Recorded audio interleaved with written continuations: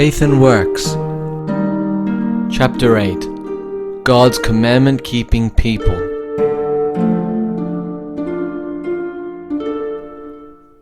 All heaven has been looking with intense interest upon those who claim to be God's commandment-keeping people. Here are the people who ought to be able to claim all the rich promises of God, who ought to be going on from glory to glory and from strength to strength, who ought to be in a position to reflect glory to God in the works that they do.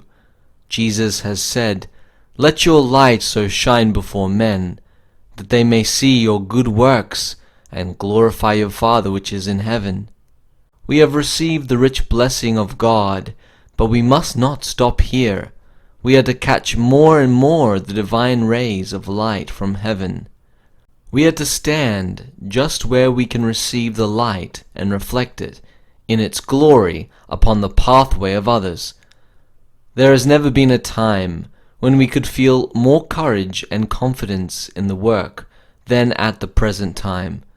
There are many in our world who do not keep the commandments of God or make any profession of so doing, and yet they claim all His blessings. They are willing to accept and appropriate His promises without heeding the conditions upon which they are based. They have no right to the blessings they claim. But why should not those who are keeping His commandments lay hold of the promises that have been given to the children of God? We can see Christ's righteousness in the law, in the cross of Calvary. Mercy and truth are met together. Righteousness and peace have kissed each other.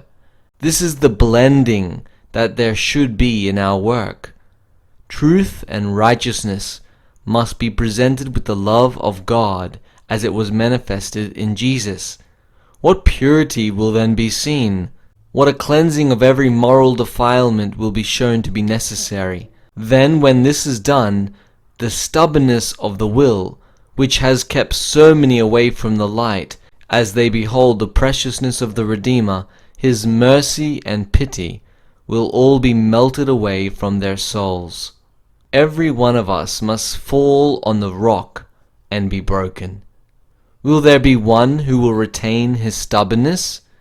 Will there be one who will cling to his self-righteousness? Will there be one who will not catch sight of the preciousness of Christ? Is there a heart here that will not be subdued by the love of Jesus? Will any retain one particle of self-esteem? We need to come still closer to God. Why is it that our hearts have been so insensible to the love of God? Why have we had so hard a judgment of our Heavenly Father? From the light that God has given me, I know that Satan has misrepresented our God in every possible way. He has cast his hellish shadow athwart our pathway, that we might not discern our God as a God of mercy, compassion, and truth. This is why the iron has entered into our souls. Then we have talked of the darkness that the evil one has cast upon us, and we have bemoaned our condition, and in so doing we have only spread the shadow over other souls, and that which has injured us was an injury to them. As we have uttered our words of unbelief, others have been enshrouded in darkness and doubt. We cannot afford to do this work. We thus put our kind Heavenly Father in a false light.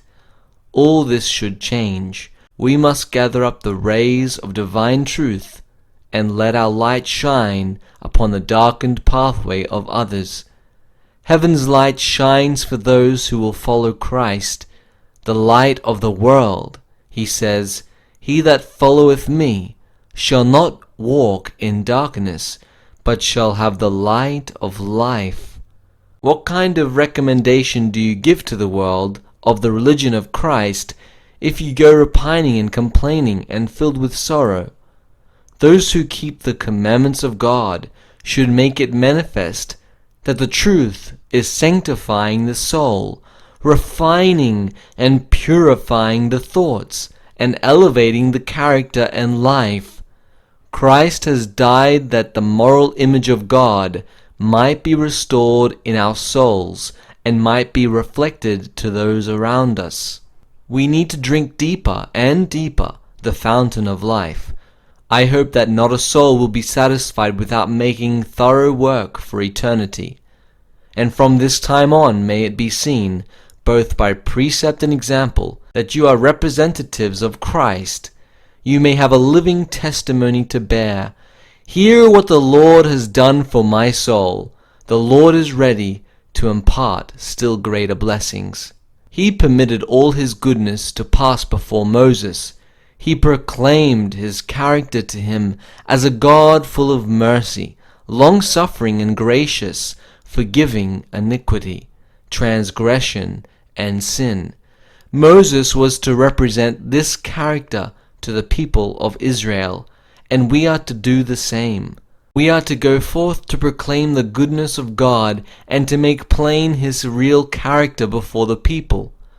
We are to reflect his glory. Have we done this in the past? Have we revealed the character of our Lord by precept and example? Have we not joined in the work of the enemy of souls and misrepresented our Heavenly Father? Have we not been passing judgment on our brethren, criticizing their words and actions? Then the love of God has not been enthroned in our souls. Let us make a decided change.